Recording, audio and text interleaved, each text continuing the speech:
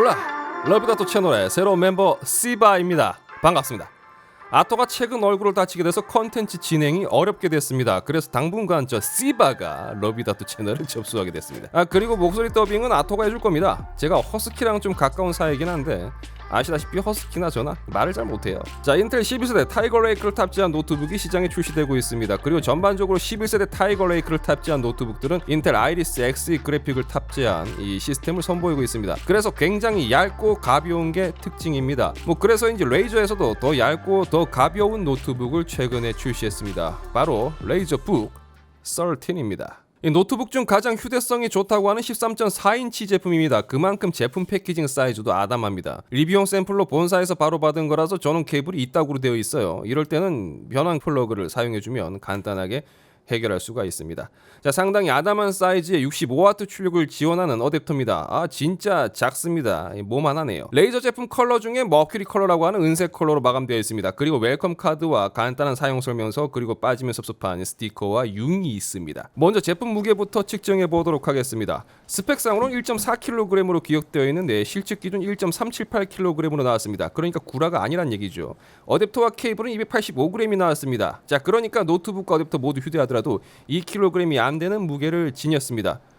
굉장히 가볍네요. 레이저북 13의 기본 스펙부터 살펴보도록 하겠습니다. 자, 프로세서는 인텔 11세대 i7-1165G7 프로세서가 탑재되었습니다. 4코어 8스레드의 베이스 클럭은 2.8GHz, 부스터 클럭은 4.7GHz입니다. 디스플레이는 13.4인치 1920의 1200 FHD 플러스 해상도를 지원하며 60Hz 주사율의 터치 패널이 탑재되었습니다. 그리고 GPU는 인텔 아이리스 Xe 내장 그래픽이, 메모리는 LPDDR4X 4267MHz 클럭의 16GB 용량이 탑재되었습니다. 스토리지는 256GB 용량 NVMe M.2 SSD가 탑재되었습니다. 자, 무선 연결의 경우는 인텔 와이파이 6와 블루투스 5.1을 지원합니다. 입출력 포트로는 좌측으로 전원 포트 역할을 겸하고 있는 썬더볼트 4 포트, 그리고 USB 3.2 타입 A 포트와 오디오 컴버 포트, 우측으로는 마이크로 SD 슬롯과 HDMI 2.0 포트, 그리고 썬더볼트 4 포트가 있습니다. 장점이라고 한다면 썬더볼트 4 포트가 2개나 있다는 점이겠죠. 그리고 단점은 USB A 포트가 꼴랑 하나뿐이라는 점이라고 생각해 볼 수가 있을 것 같습니다. 자, 노트북 사용감이 있어서 중요한 부분은 키보드겠죠. 키보드는 전형적인 펜타그래프 방식이며 크로마 RGB도 지원합니다. 레이저 감성 충만한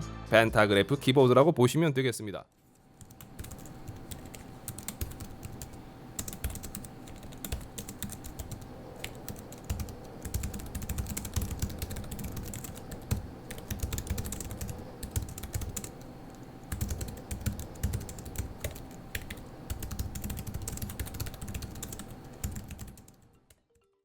자, 그럼 제품에 대해서 조금 더 자세하게 살펴보도록 하겠습니다. 우선 디스플레이 색상 전역은 sRGB 100%, 어도비 RGB 78%, DCI-P3 79%, NTSC 73%로 측정되었습니다. 이 스펙상 sRGB가 100%로 표기되어 있는데 스펙과 동일하게 측정이 되었습니다. 색상 전역만 두고 본다면 사진 편집 등 그래픽 작업에서는 괜찮은 편이지만 영상 편집이라든지 색역을 중시하는 전문적인 작업 영역으로 두고 봤을 때는 살짝 아쉽다고 볼 수가 있을 것 같습니다. 그래도 이 정도면 작업용 서브 노트북으로 괜찮은 편이라고 보면 되겠지요. 기본 감마 프리셋은 2.2로 세팅되어 있고 디스플레이 최대 밝기는 291.8칸델라로 측정되었습니다. 아주 밝은 디스플레이는 아니지만 무난하다고 보면 될 것 같습니다. 색상 정확도의 경우는 최소 0.20, 최대 5.35, 평균 1.38로 우수하게 나왔다고 볼 수 있습니다. 팩토리 캘리가 적용되었는데 굉장히 잘 잡아서 나왔네요. 요즘은 진짜 각 잡고 나오는 것 같습니다. 자, 패널 분석 프로그램상에서 체크한 전반적인 디스플레이 등급값은 다음과 같습니다. 자, 다음으로 UL 프로시언 벤치 테스트 결과입니다. 그리고 PC의 작업성을 중점으로 두고 전반적인 성능을 체크하는 PC마크 10의 테스트 결과는 다음과 같습니다. 자, 테스트 결과를 두고 본다면 동영상 편집 및 렌더링 부분은 퍼포먼스적으로 아쉬운 모습을 좀 보여줍니다. 반면에 사진 편집이라든지 기타 생산성 작업에서는 충분한 성능을 보여준다고 볼 수가 있겠죠. 그러니까 일반적인 사용 그리고 사진 편집까지는 사용성에서 커버리지가 나온다고 볼 수 있습니다. 다만 영상 편집 부분만큼은 좀 아쉬운 부분이 있다고 볼 수 있을 것 같습니다. 자, 이 모델은 외장 GPU가 없이 내장 GPU만 탑재되어 있습니다. 따라서 게임에는 어울리지 않는 노트북입니다. 하지만 아이리스 Xe 내장 그래픽이 탑재되면서 그래도 좀 기대감이 있으실 텐데요. 그래서 아주 간단하게, 정말 간단하게 테스트를 진행을 해봤습니다. 자, 먼저 배틀그라운드입니다. 결론부터 말씀드리자면 FHD 해상도에서 매우 낮음으로 옵션 설정을 하더라도 프레임은 이렇게밖에 확보가 되지 않습니다. 구동은 되는데 할 수 있다고 말할 수준은 아니라고 생각해 볼 수가 있겠죠. 네, 배그는 진짜 아닙니다. 역시 하여튼 뭐 되게 안 좋은 것 같아요. 뭐 나쁜 말 쓰지 맙시다. 개라는 말 함부로 갖다 붙이지 마세요. 좀 기분 나쁘니까. 자, 그럼 좀 더 가벼운 게임으로 리그 오브 레전드를 테스트해봤습니다. 롤이야 원체 프레임이 잘 나오는 게임이니까 뭐 걱정은 없었지만 그래도 울트라 옵션에서도 상당히 높은 프레임이 나오는 걸 볼 수가 있습니다. 인텔 아이리스 X의 내장 그래픽 성능이 뭐 이전보다는 확실히 좀 좋아진 거 맞는 것 같습니다. 자, 그러니까 너무 고사양의 부하도가 높은 게임은 어렵다고 봐야 될 겁니다. 그런데 이 노트북이 애초에 게임용으로 나온 게 아니기 때문에 이걸 또 이 노트북의 단점으로 이야기하기는 좀 어려움이 있습니다. 자, 그럼 발열과 소음 부분은 어땠을까요? 먼저 포토 에디팅이나 비디오 에디팅 테스트에서 센서 추천값을 보면 CPU의 피크 온도는 99도에서 100도까지 올라간 것을 볼 수가 있습니다. 아, 뜨겁네요. 이건 아무래도 내장 GPU를 사용하기 때문에 GPU와 CPU 간의 발열 부분의 부하도가 좀 있었다고 봐야 될 것 같습니다.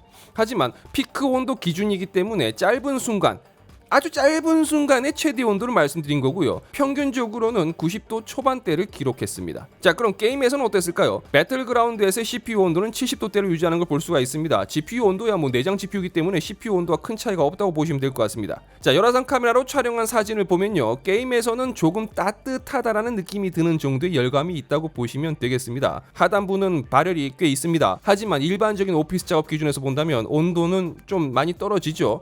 차이가 꽤 큰 것을 볼 수가 있습니다. 자, 그렇다면 펜 소음은 어땠을까요? 결론부터 말씀드리자면 꽤 정숙한 노트북이라고 이야기 드릴 수 있을 것 같습니다.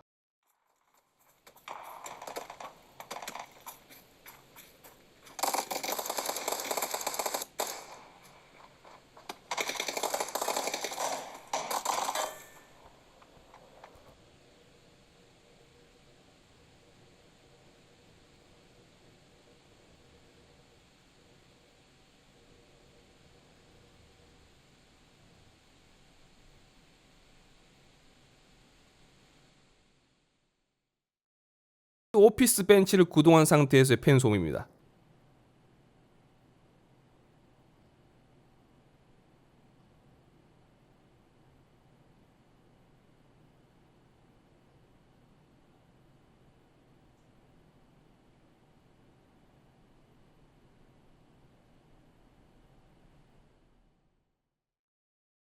그러니까 꽤나 조용한 노트북입니다. 펜 소음이 느껴지긴 하지만 이 정도의 펜 소음이라면 정숙한 편이라고 할 수 있겠죠. 그리고 이 모델은 THX 스페셜 오디오가 적용되어 있습니다. 내장 스피커를 통해서도 좀 더 괜찮은 소리를 들을 수가 있다는 거죠.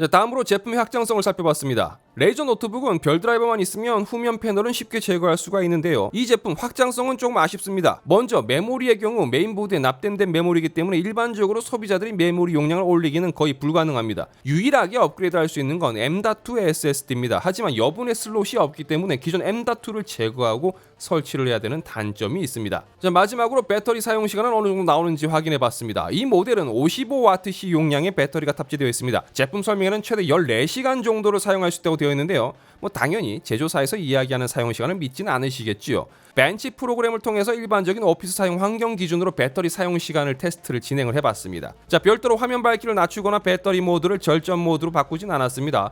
테스트는 배터리 잔량이 20% 정도 남아둔 시점에서 종료가 되었고요. 오피스 환경에서는 5시간 29분, 그리고 비디오 시청 환경에서는 5시간 54분이 측정되었습니다. 자, 그러면 내용을 정리를 해보겠습니다. 레이저에는 팬덤이 있습니다. 그리고 레이저 감성과 마감을 좋아하는 분들이 계시지요. 만약 그런 분들 중에서 휴대성이 강조된 13인치급 노트북이 필요하다, 고민할 필요가 없을 겁니다. 레이저스러운 마감, 뭔가 좀 더 휴대성이 강조되고 가벼워진 느낌의 블레이드, 딱 그런 느낌입니다. 가격이 209만 9천 원에 현재 판매 중이던데 이거는 좀 비싸죠. 이 별도 외장 GPU가 있는 것도 아니고 내장 GPU의 평균적인 스펙인데 200만 원이 넘어간다.